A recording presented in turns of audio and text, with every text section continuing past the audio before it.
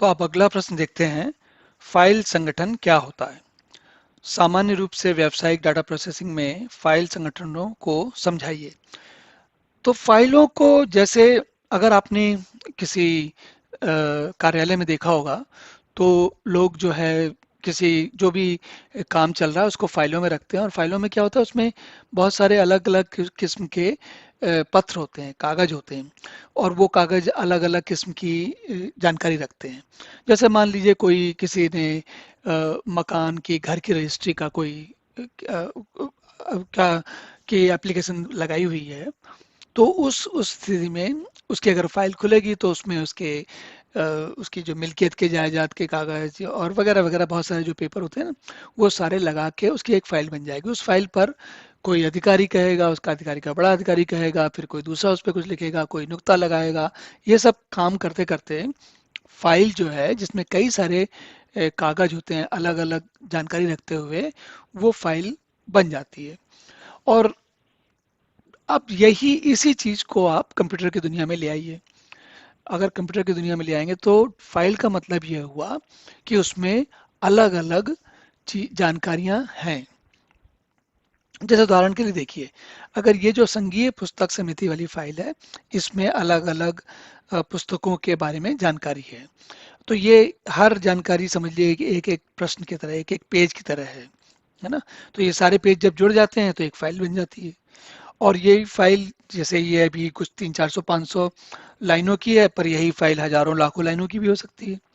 और एक फाइल, अब इस फाइल में क्या है, पुस्तक के बारे में बात हो रही है, दूसरी फाइल में लेखक के बारे में बात हो रही है।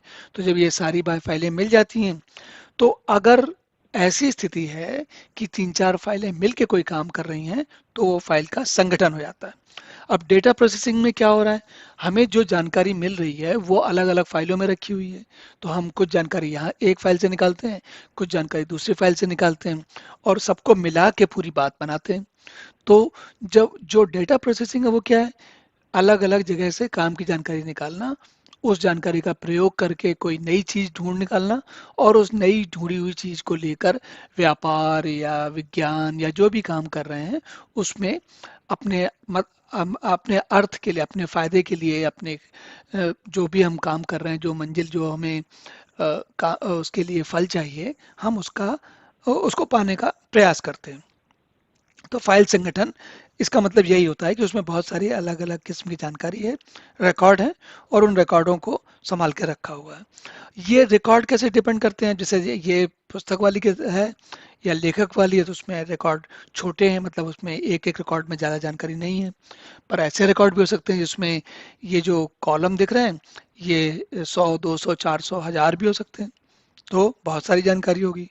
तो ये जो व्यापार का प्रकार या एप्लीकेशन का प्रकार, उस पर डिपेंड करता है कि एक रिकॉर्ड में कितनी जानकारी है और किस प्रकार की जानकारी है।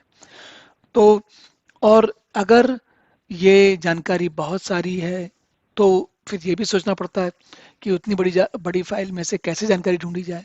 जैसे ऑफिस का ही समझ लीजिए, अगर ऑफिस में कोई केस चल रहा है और उस केस में बहुत सारे कागज इकट्ठे हो गए हैं, अब 500, 1000, 2000, 4000 कागज इकट्ठे हो गए हैं, तो अगर जब कोई उसके बारे में चर्चा करेगा तो वो सारे कागजों को देखना पड़ेगा, तो उसमें देर लगती है। अगर व्यवस्था अच्छी की हुई है तो जल्दी मिल जाएगा। तो फाइलों के संगठन में वापस घूम फिर कर के बात वही आती क्या, कि डाटा को कैसे आप उसको सजाओ कि उसको जल्दी उससे काम की बात निकाल सको, जल्दी निकाल सको, समय रहते निकाल सको, बहुत ज़्यादा देर नहीं लगे। तो कुल मिलाकर फाइल संगठन का सारा उद्देश्य यही होता है कि डेटा, सही डेटा फटाफट मिल जाए।